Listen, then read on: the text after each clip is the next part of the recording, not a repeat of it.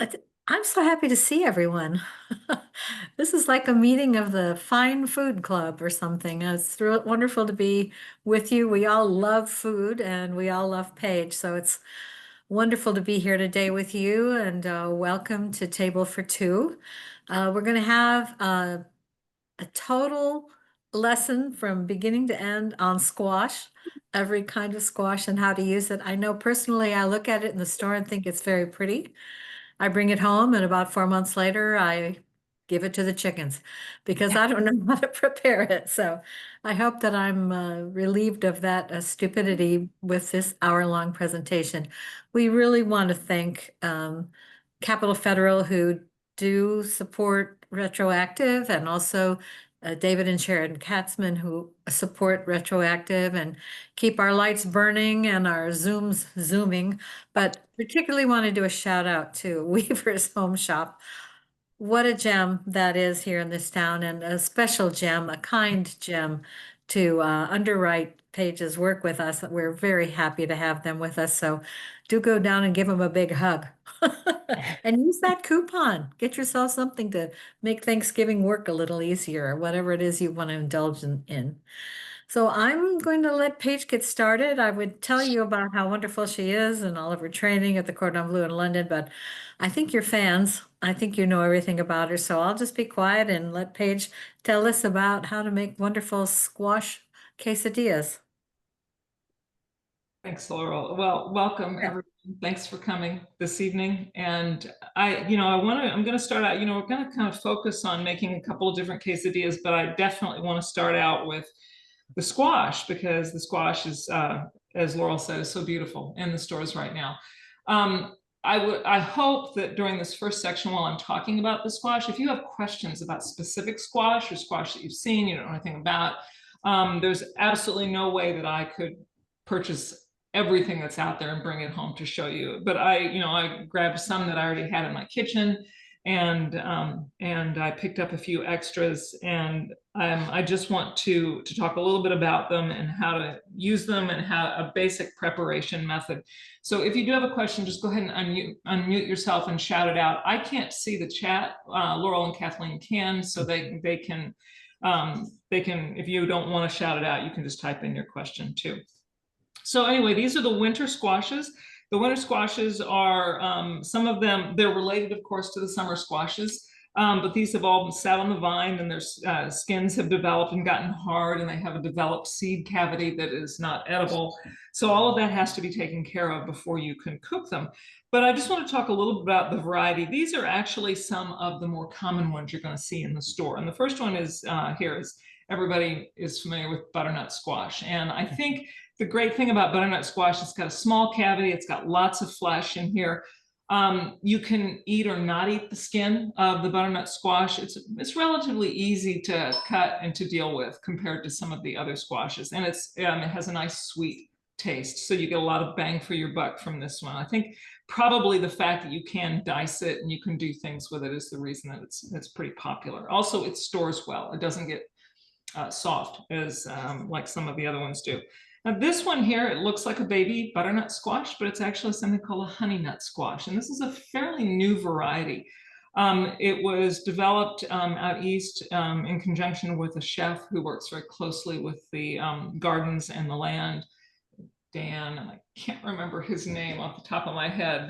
If somebody else knows his name and they happen to know something about this, you can go ahead and shout it out. But anyway, this is a cross between, let me get this straight. It's a cross obviously between a butternut and I believe a buttercup squash. And a buttercup squash, you'll have seen it in the stores. I don't have one here. It's blue or a dark green, and it's got like a pale gray or a pale blue button. It's sort of short and squatty. It looks very much like a kabocha squash, if you're familiar with kabocha squashes. It's got dense, sweet flesh. And so the honey nut has dense, sweet flesh.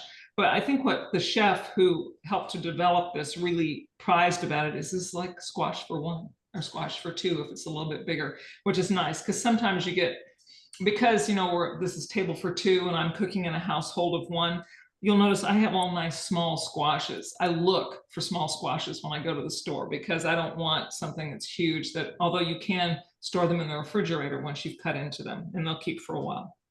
So butternut, honey nut. And then this is a carnival squash, and it is a cross between a sweet dumpling and an acorn squash. So I suppose I should have talked about the acorn squash first. The acorn comes in lots of different colors: white, dark green, it comes in an orange. And it's a sweet squash, and it's typically roasted. The halves are roasted. It's difficult to peel.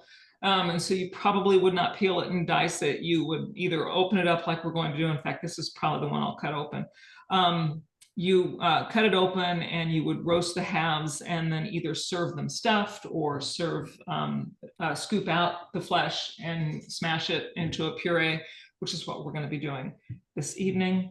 And then the carnival squash, which is a cross between this and a sweet dumpling. This is probably, after having something, the butternut squash on hand, this is probably one of my favorite squashes, and it's very sweet, and it's nice stuffed. These two, the skins are not, I mean, I suppose you could eat the skin if you wanted to, but I'm not inclined to. But it makes really good soup when it's cooked the same way as the acorn squash, which is split and opened up and roasted whole. And then this is something that delicata squash, and this is only available in the early part of the fall. I've learned something recently about this that I didn't know. I knew this was only available in the fall, but this is actually a part of the same family as the summer squashes. I think that's Cucurbita pepo. These are Maxima and I can't, Moscata and something else. But anyway, and so it is not around as long. It has softer skin. The skin is edible on this, and it's got a long seed cavity. It's sometimes called a sweet potato squash. It's sweet and it's nutty. The flesh is not quite as finely grained as, say, the butternut. And typically this is served by, you cut it in the crosswise into rings and then take out the inner seed cavity and cook it, and either roast it or fry it. And serve the rings with the skin still on, because the skin is quite tender. So any squashes you have questions about that I don't have here in front of me, curious about them, how to use them, or you want me just to I just have a quick question. The carnival, is it carnival squash, like in Carnival. Let's Go to the Carnival? Yeah, exactly. Okay. And actually, if you're in the store, you might see one that's creamy and has dark green or dark orange stripes instead of sort of the yellowish background. That's a sweet dumpling. Sweet dumplings are also smaller and they're a little bit more square and squatty than the carnival squash is. Smaller for sure. Okay. And that last one was called a summer delicata. This is a delicata. Sometimes delicata. I love the name. Yeah, sometimes called a sweet potato squash, but it is, I've always seen it called a delicata squash, but Okay. you would find it called that. Any other questions? Thank you. Squashes. Okay. All right. Well, I'm going to go ahead, and just because it's important to know how to cut one of these, because they're very hard, and cut them in half. And I'm going to move all of these.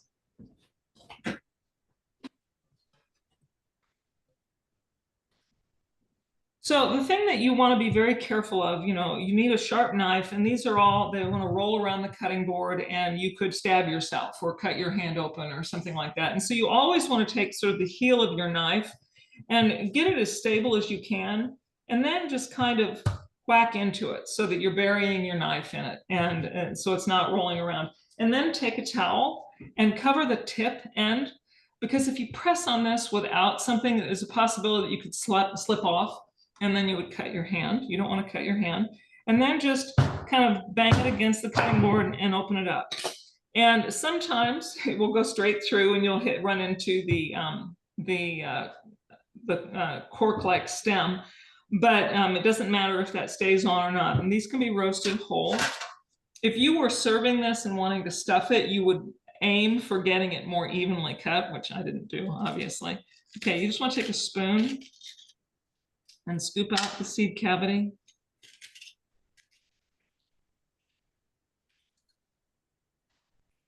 And there's all kinds of ways to roast squash once you have the flesh exposed. Because squash is sweet and has some residual sugars, it's going to caramelize nicely in the oven. But the longer it takes to cook, the more it's going to caramelize. And you may not want all of that caramelization. You may just want squash puree. And if that's the case, if all you want is squash puree, then and you don't want it to get kind of a skin of caramelization, you can do a couple of things. When you're roasting it, you can turn it upside down and roast it this way. Make sure you grease your sheet first, or you can cover it loosely with foil. And that will help you that will keep it from caramelizing in the oven. But the easiest way is just take, you want to season it, salt and pepper. You can put spices on here if you want to. You just a little bit of a drizzle of olive oil, and you could get your get a brush out and brush this, or you can just use your fingers to smear the olive oil around. Something else that we actually did in the restaurant when I was working in restaurants, and we would do big sheets of squash. Somebody would just throw a little knob of butter into each of the cavities and put it in the oven. And as soon as it had been in there for 5 minutes or so, the butter has melted. And so you pull it out and you get a little brush and you just brush it over the whole thing. At this point, if you wanted to, you could even mix some honey or some maple syrup or a little bit of brown sugar in with the butter or the olive oil to enhance the sweetness. That's also going to encourage more caramelization, so you have to be careful and really watch it while it's in the oven. But this is just going to go into a 375 to 400 degree oven. And I'm actually, so that these will pieces, because it's bothering me to look at these uneven pieces here. So I'm going to cut this into another piece.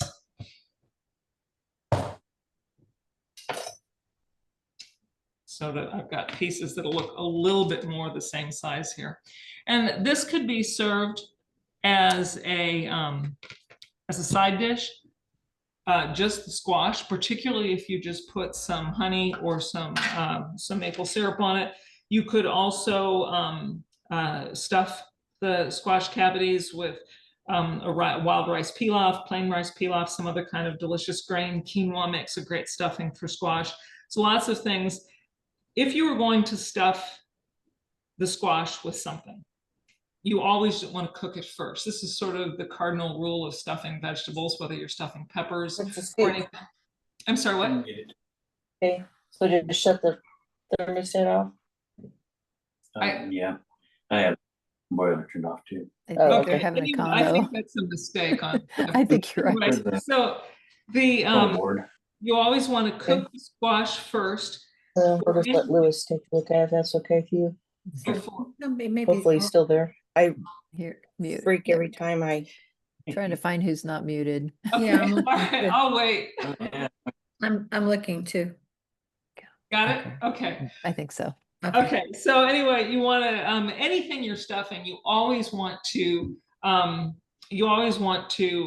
cook it first, because the last thing you want when you have this delicious stuffing of whatever it is to overcook it while you're waiting for the exterior shell to cook, or equally bad, to cook it so that the stuffing is just right and then the shell is hard and not done. So always cook whatever it is, a vegetable you're stuffing first, in this case, the squash. And then afterwards, basically, if you've got a cooked filling, you can warm them together in the oven to serve something stuffed. So anyway, into the oven, and this will take 40 minutes or so to cook.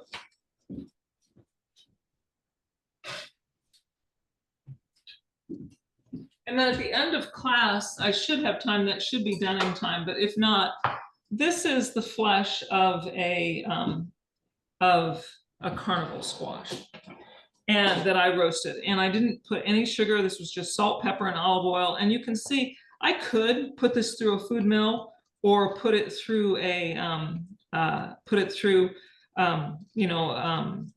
put it in the food processor if I wanted to get it super smooth. But this is fine, just the way it is.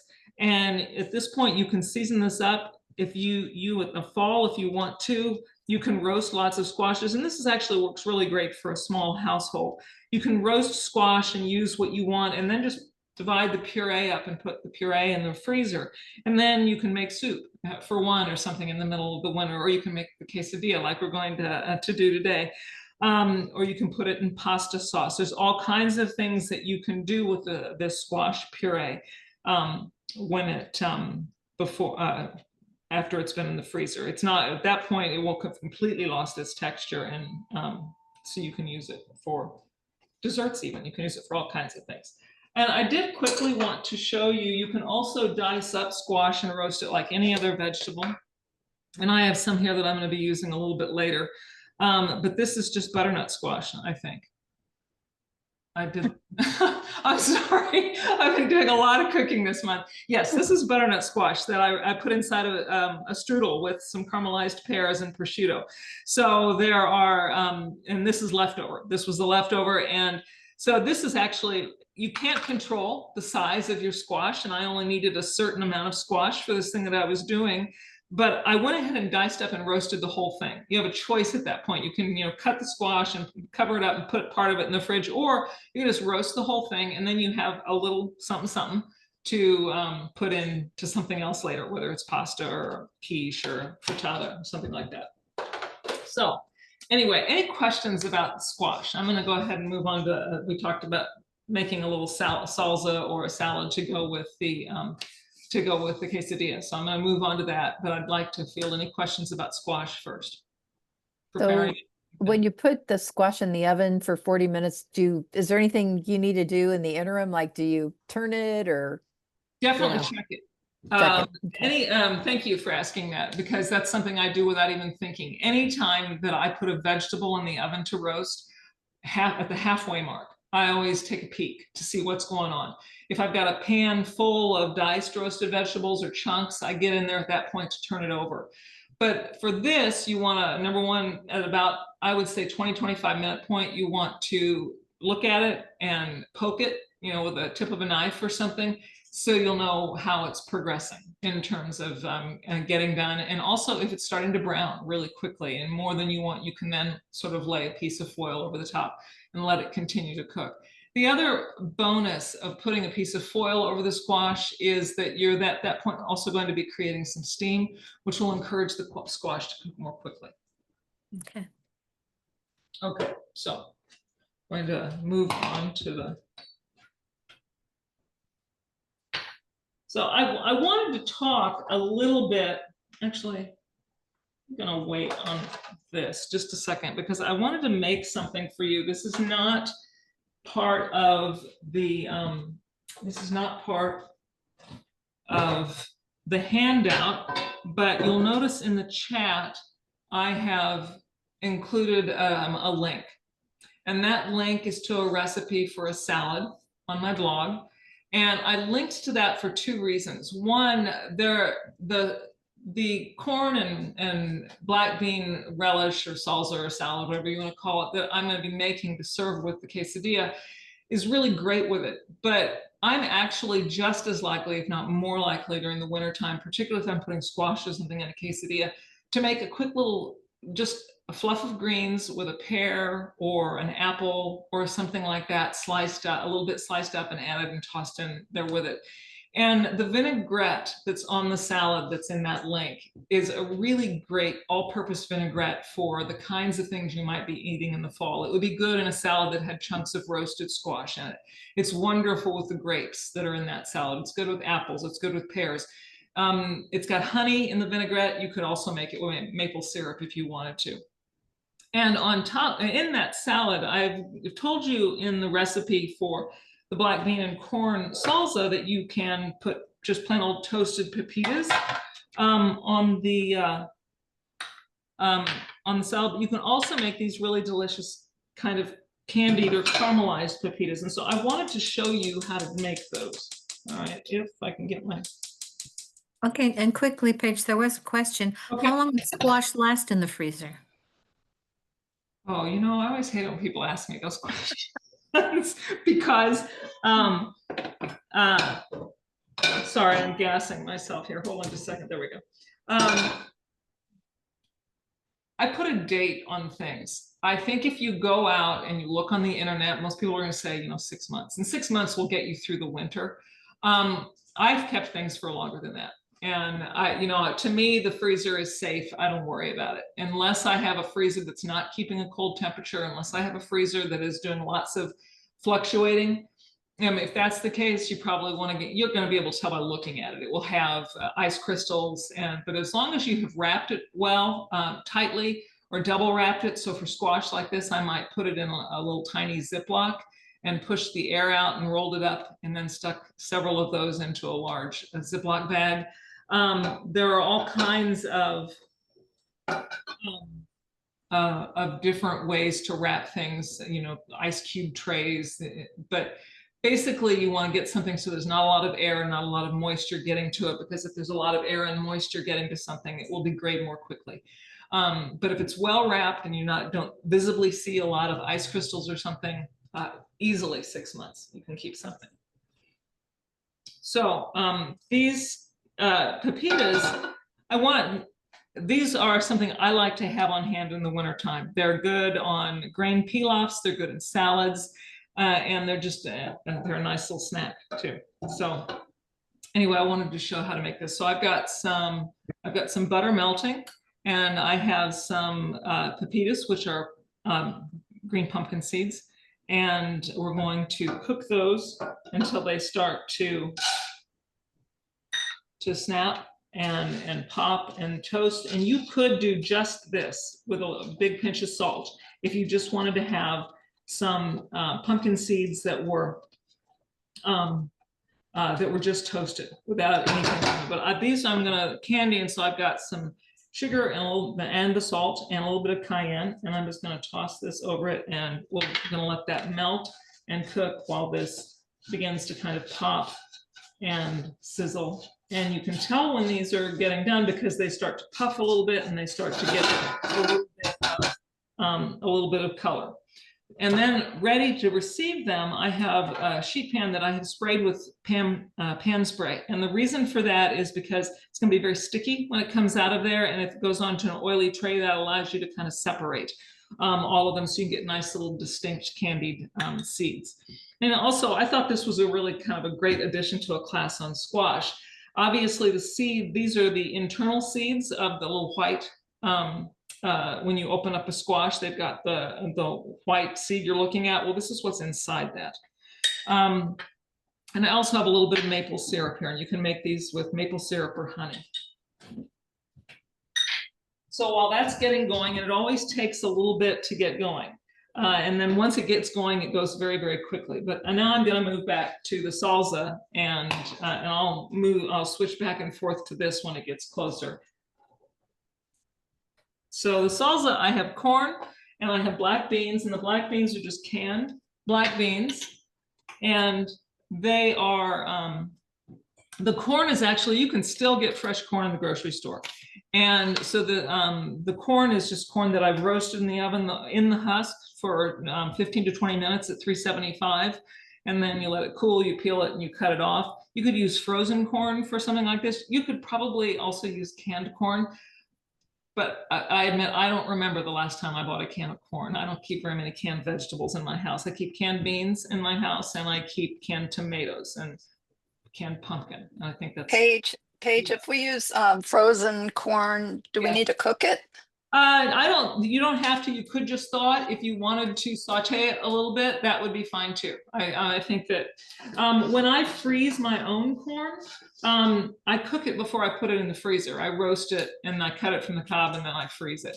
So, I don't know if this is, because I always cook the frozen corn. I don't know if it's already cooked or not. Even if it's not, you can eat corn raw. So okay. Not a big deal. So I don't know, you probably can't hear this, but this is beginning to sizzle and snap a little bit. And you can actually, let me see if you can see. Yeah, you can see I'm getting a little bit of color. And so you just want to occasionally give this a stir as it's cooking away. So back to this. So I've got corn, black beans that have been rinsed. You could, of course, use beans that you've cooked yourself. And then I have a scallion. You could put a little diced shallot or some diced red onion, if that's what you have as well. So always with something like this, if it's cooking, you don't want to move too far away from the stove. The nice thing is you can hear it. You can hear it snapping and popping. And visually, you can see that it's beginning to get some nice color. And it will do this even if you don't put the sugar in there. If all you put in there is a little bit of olive oil, a little bit of butter, and the pumpkin seeds, it will give you this nice color and this sort of roasty, toasty aspect. I'm on my really big burner here, and this is not a really big pan, so it's smoking just a hair. Just keep stirring. Once it starts to color, you kind of can't walk away from it. You just want to continue to give it continue to stir it. And if you don't want to go through this, you can buy, obviously, roasted salted pumpkin seeds. You could also put roasted salted sunflower seeds on this salsa. It'd be just as delicious. Okay, so I have got nice color here. So I'm going to go ahead and turn that off and let it cool down just a second before I add the honey or the maple syrup to the pan, so it won't burn. But I do want it to kind of sizzle around a little bit.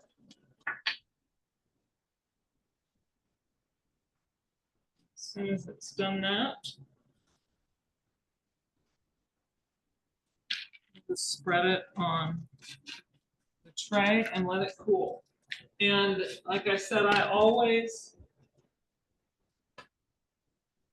kind of continue to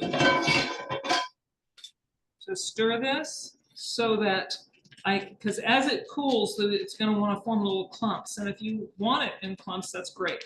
But if you don't, just kind of keep spreading it around the sheet. The butter on the nuts themselves, the seeds themselves, and the oil that you have put on the pan are going to help it to separate as you continue to separate them. So,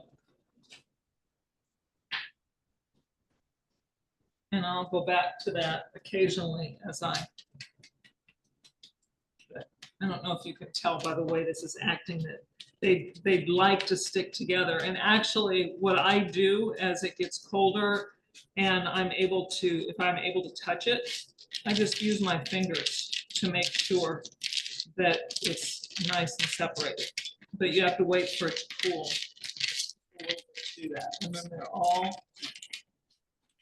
you have this great little candied seed.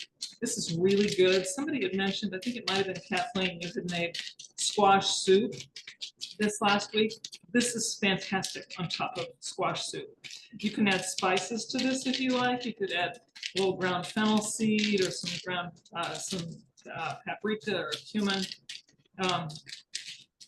coriander. But I don't know if you can hear that, but at some point you can hear it. You know that it's you've got these nice little separated seeds. Sounds great. Yes, they're delicious. Let me wash my hands real quick.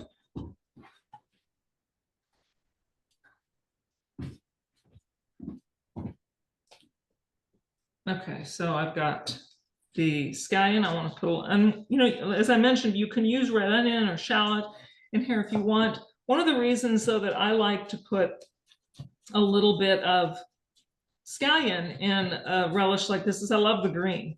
And so you can add some of the green. So just a nice fine slice, some of the green, add as much or as little as you like.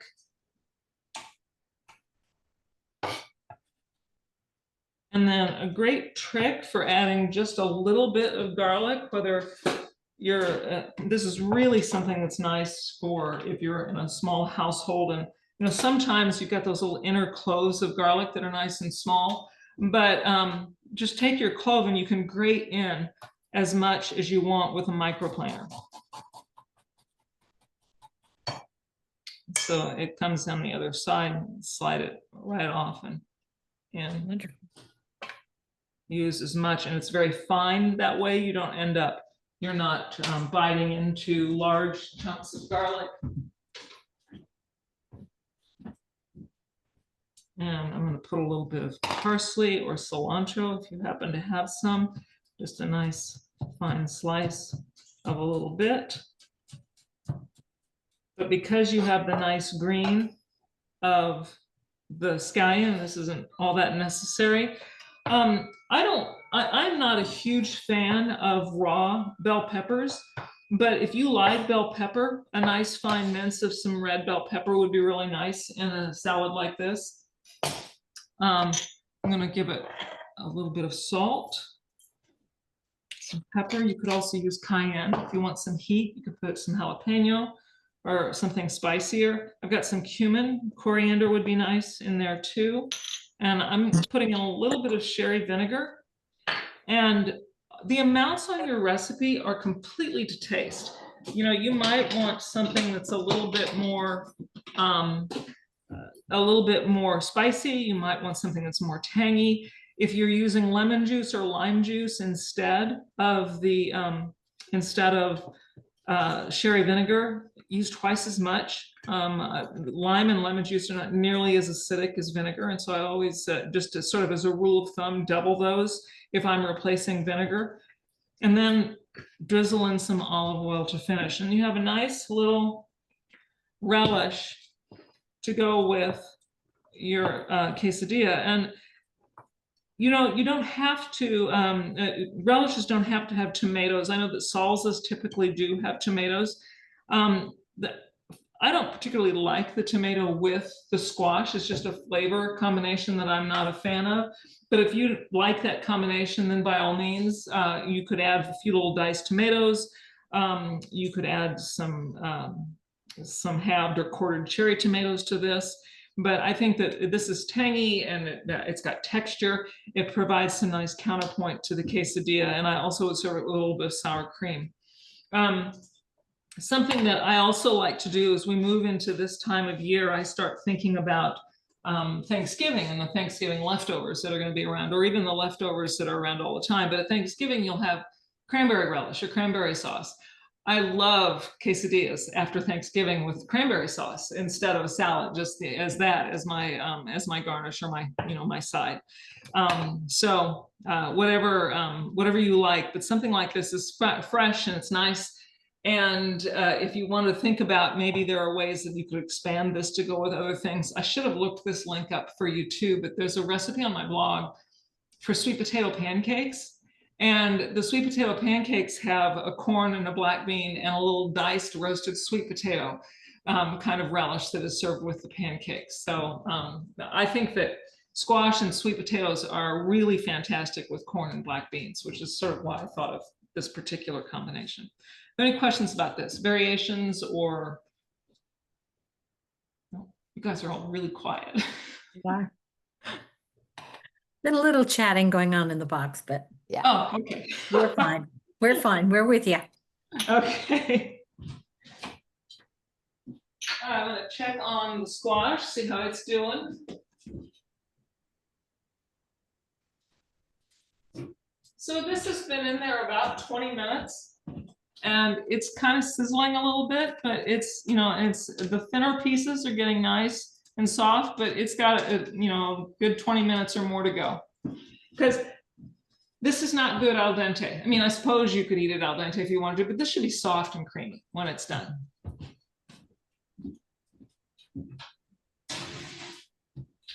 So Paige, does it like cook any differently if you put it like face down or whatever, like the? It might cook more quickly, Okay. but it's not going to. Other than cooking more quickly, that's about all that. Yeah, I think it might cook more quickly, and it won't caramelize, obviously. And the end product will not be as concentrated. Because if it's up and facing, not only is it cooking, but it's releasing liquid through evaporation. So the final product will be concentrated.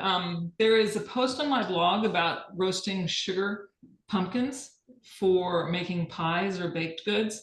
Because if you have ever tried to roast a fresh pumpkin and then to take that fresh pumpkin and puree it and put it in your pumpkin pie, it's not very good because it's very watery. And pumpkin is one of the most watery of the squashes, the sugar pumpkins are. And so I give instructions on that about how to roast it so that you're not getting a lot of caramelization. But then after you puree it, you dump it into a pan, you put it back in the oven and you dry it out. basically, so that it's much more concentrated, much denser. And I even think there's a little picture where I show what it looks like pre-drying and post-drying and comparing it to the can. So it is anytime that you cover something, you are keeping the moisture in, and so it's gonna be less concentrated than it would be otherwise. Paige, there was a one-word question. Cumin? What about cumin? Maybe for the Maybe relish? for the I'm not relish. sure. Oh, I did put some in the relish. Yes, I added it. It was in a Okay. little bowl that I dropped in there. Is the question, was I adding it, or what is cumin? It was about that time when you were stirring, so that I must think be it's clarification, I maybe. did add the cumin. If you don't like cumin, you don't have to. You could put a little coriander would be good. Paprika would be nice. Like I said, cayenne, a little pinch of cayenne would be good. Any of those things would be great. Okay, so on to the quesadillas themselves. So flour tortillas, these are probably a guilty pleasure for me. I keep them on hand all the time. I think they're probably not very good for you. I don't, but I like them. I could make them myself, but they're sort of like I don't know if my mother's here tonight, but I'm gonna She just joined us. Oh, okay. I was having a conversation with her recently about natural peanut butter. And I'm not a fan. I'm a Jif girl. And and I was my reaction to that when I think about things like flour tortillas, I eat a lot of vegetables and fruits, and I don't keep a lot of processed foods on hand. And so things like Jif peanut butter and processed flour tortillas, somebody will have to take those out of my cold dead hands. So anyway, I do like these a lot. There are some better brands than others, so look for ones with shorter ingredient lists, or you can make your own. But also you can make quesadillas with corn tortillas, but it's a different process. They don't fry quite the same. And I really like the sort of soft flakiness you get from a flour tortilla. So just to make any quesadilla, you lay the tortillas out, you fill it with cheese, and then you put it in. I like to use a cast iron pan. That's what I've got here is the cast iron pan. You could also use a non-stick, I suppose, if you wanted to, but the cast iron, the nice heavy pan mimics a griddle. There is I learned something new recently because I was making fun of a TikTok video I had seen of someone who had made their quesadillas in the toaster. And That sounds messy. I was extremely upset by this because for one thing, you're going to ruin your toaster with the melted cheese. But the other comment that I had made to someone about this when I was talking about it was that, where do you get the oil? You can't put oil in there. And I learned actually classically and traditionally quesadillas, there is no added oil. There is fat in the tortillas themselves, and when you put them in the pan, they will get puffed and they'll get nice and charred. They don't have to have oil, but you can add a little bit of oil. And so I still do. I add a little bit of oil to mine, but you don't have to. So anyway, the simplest of quesadillas is just cheese. I'm going to put a little of this squash puree. I seasoned it when I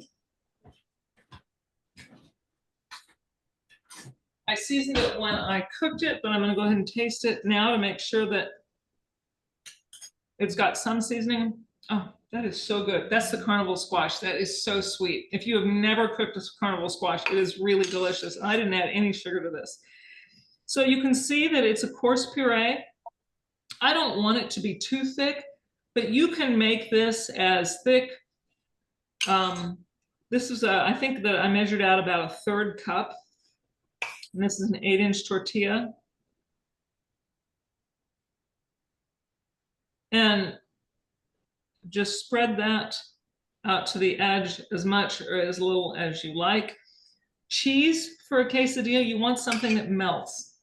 And so Monterey Jack, low moisture mozzarella, some kind of cheddar is nice. Gruyere is nice. Sorry, my phone was ringing. Gruyere would be nice. Goat cheese is good. This is Dubliner. Dubliner is like a cheddar. It's an Irish cheddar type cheese. I'll be honest, it's a favorite cheese of mine, but I always have it on hand because I get it for a good price at Costco. But any cheese that you enjoy and you keep on hand and melts well is fine for a quesadilla. And so just spread that on. You can put as much, I think 2 ounces is a good amount for an 8-inch tortilla. Much more than that is seems like a lot to me. This is about 2 ounces right here. Much less, and it seems just a little bit, 1.5 to 2 ounces is good. And the thing that's important to remember when you're putting other things in a quesadilla besides cheese is there always has to be glue to both tortillas, or you're going to have a problem when you try to flip them. You're going to have a problem when you try to eat them. Everything will start to fall out.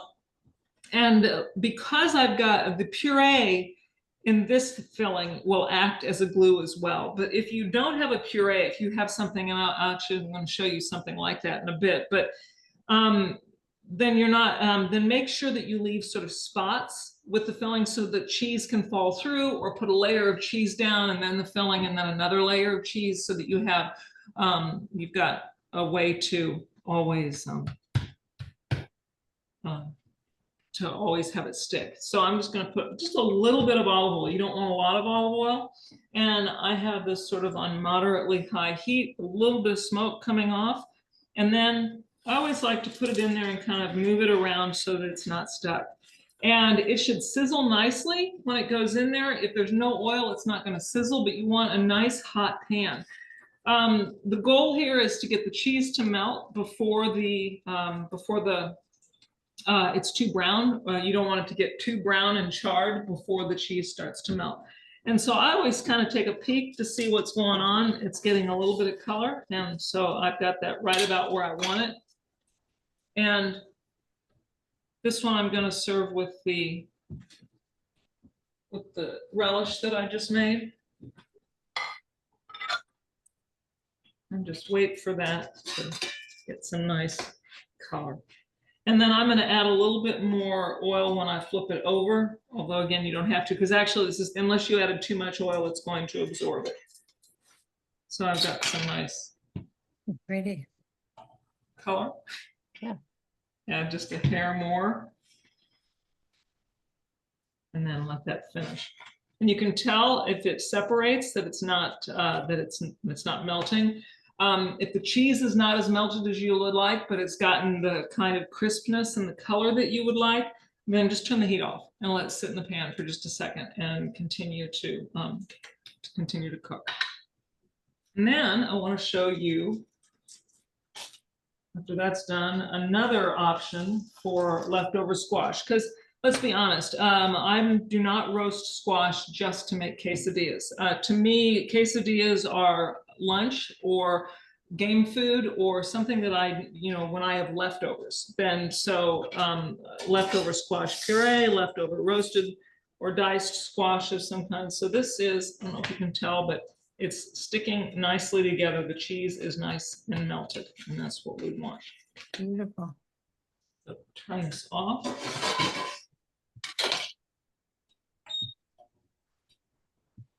And then I like to cut it into wedges. You can build quesadillas ahead of time and then cook them, right? Because they're best when they're nice and hot. So like I said, if this is something you wanted to, for a game dinner or a game snacks, when you had friends coming over, just build a whole bunch ahead of time. And then when you're ready to serve them, just start quickly frying them off. They will fry very, very quickly.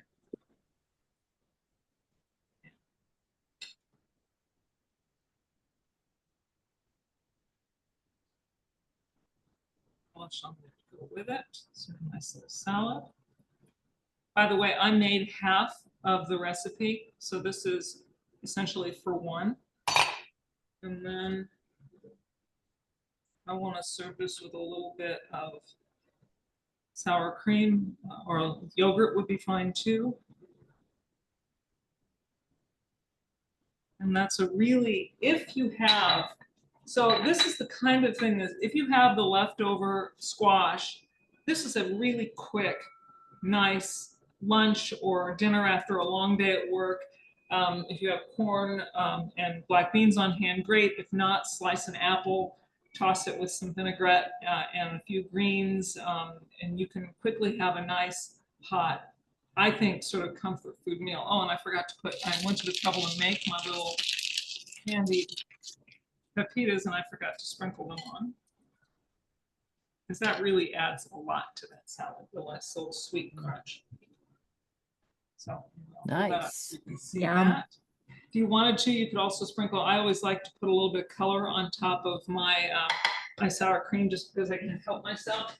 So you could use cayenne, but my favorite thing is, if I can find it here, I like to put a little bit of smoked paprika. Okay. Because it just sort of accentuates everything. Mhm.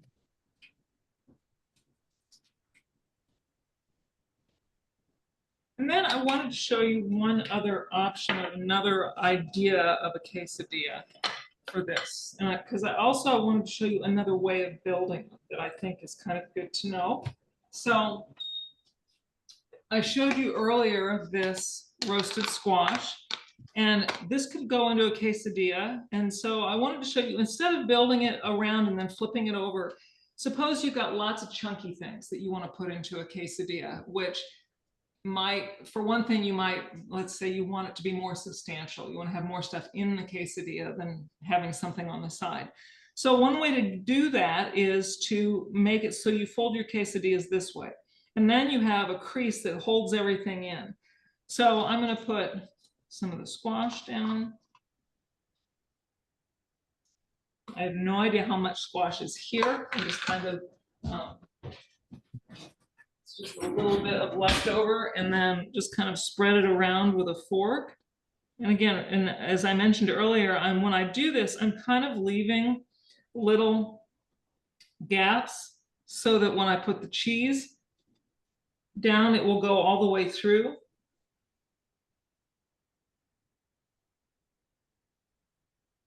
And then earlier I sauteed some mushrooms. And I've given the instructions for sauteing a few mushrooms in the notes section. I love mushrooms with squash. Something about the sweetness with the, if you were to do a squash and mushroom search on my blog, you would come up with lots of different recipes. I put them in pastas, I put them in casseroles together, filling in quiche, all kinds of things. I love mushrooms with squash. There's something about that sort of aromatic, earthy umami, for want of a better word. So when you saute your mushrooms, do you use butter or olive oil, or what's your favorite thing? I start in oil because I want the heat really high, and then I finish with a little bit of butter to give color. And I hope I wrote all that down. Yes, yeah. Okay. Start out in olive oil, high, and then as you're nearing the end, and there's also a few scallions that I threw in here. So I have some more of the same kind of cheese, and I'm going to divide that over. But also for this, you don't have to use all kind of a grated cheese. I've got some goat cheese. Goat cheese will be delicious. The tanginess will be nice with the mushrooms and the squash, and it adds another flavor element that I really like. And just kind of smear that around. Crumble it around, I guess. And this one would be really, it's, nice and substantial with all of the different vegetables. This would be great with a sliced apple or pear and nothing more, or with cranberries, cranberry sauce. Okay. And then just fold it up like this. And you can put 2 in the skillet at one time if you want. The thing that but the nice thing about this is, so it's really full. There's lots of stuff in there, but when you flip it over, you can flip it like that. so that you're not, instead of having to expose an open edge to the hot fat or the not as you like. And these will store, obviously, so I'll wrap these up, and then I've already got lunch for tomorrow. If you or you could saute them the same way that I did that one.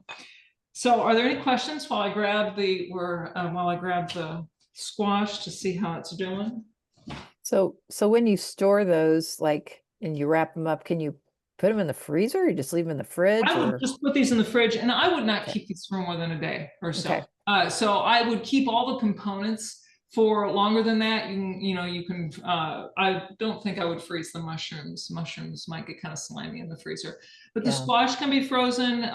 You could, but I actually, more and more you can buy mushrooms, separately. You can buy just what you want.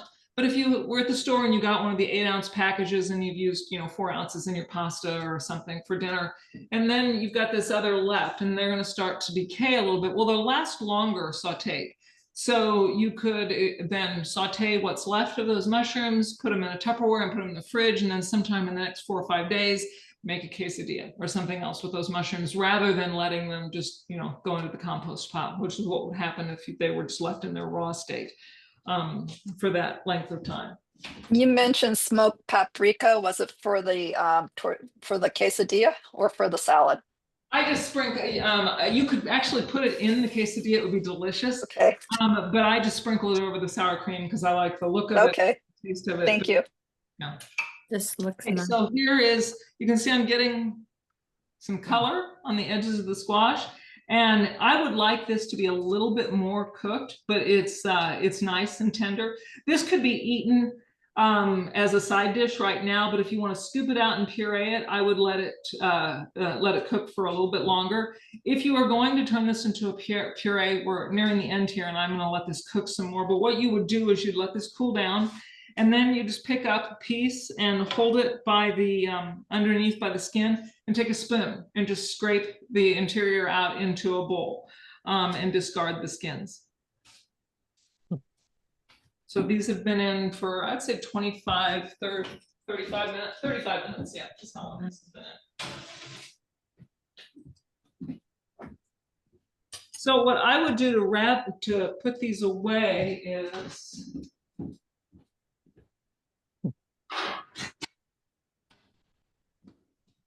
you can put them on a plate, but it's just as easy to put them in on a small sheet pan like this and then wrap the whole pan tightly in plastic wrap.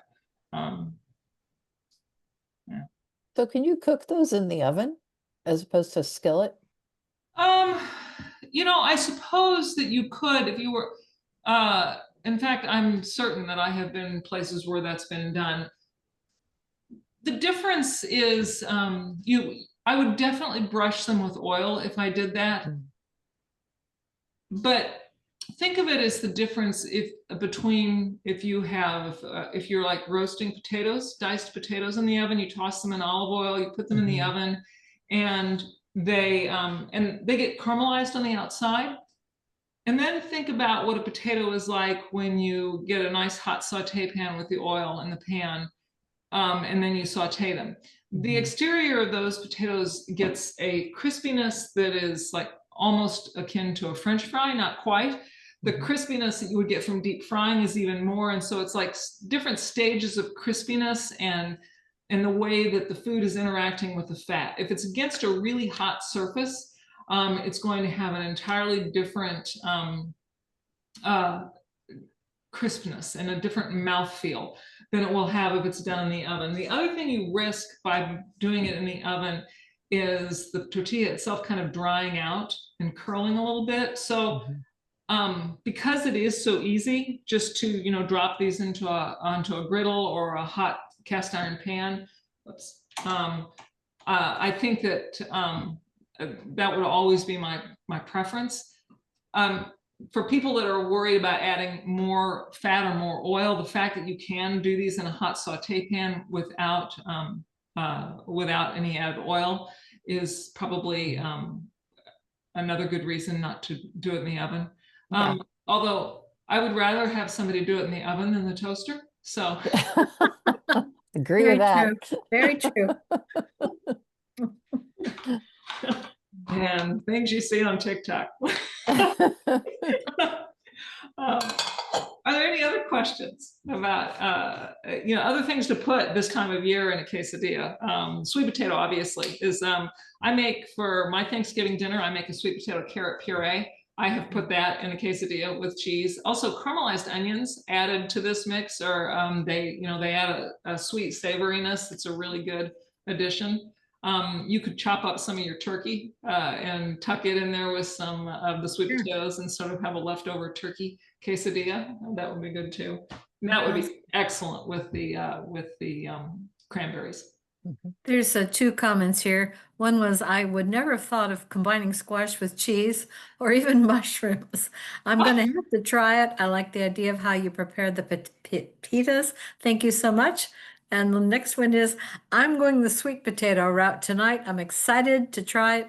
Thanks for a great class. Oh, good. Yeah, sweet potatoes are excellent in here. And, I have used canned pumpkin on occasion as well. So, Well, plus it makes you feel superior because you're eating vegetables. That's so, right. You're not just eating hot cheese in That's right. flour tortillas. You're getting a vegetable. There's a Absolutely. vegetable in here, and someone else is saying the class was super interesting. Thank you.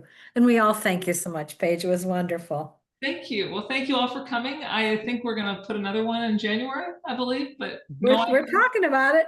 Yeah. if anybody has winter foods that you would be a recipe or something you would be interested in for a January, let Kathleen and Laurel know, or message me on Facebook. I would love to hear about it. So wonderful. Thank you. Wealth of information. Thank you. Thank you. Thank you. They're pouring in the chat box. So thank you so much. Well, thank you all. And I look forward to seeing you again in another class.